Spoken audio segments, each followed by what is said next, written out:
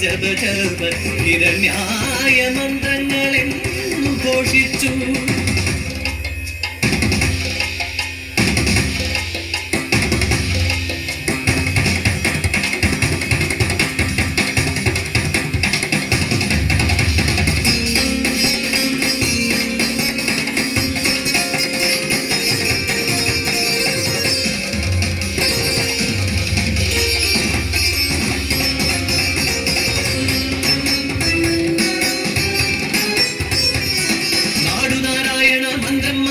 ജപിക്കുന്നു നിത്യം ഹിരണ്യായ നമഃ എങ്കിലോ കേൾക്കുന്നു കിളിനാദമെന്ന പോൽ അതിമധുര തരമിത നാരായണ.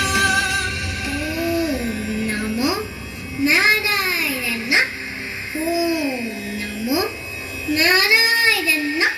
ഓം നമോ നാരായണ.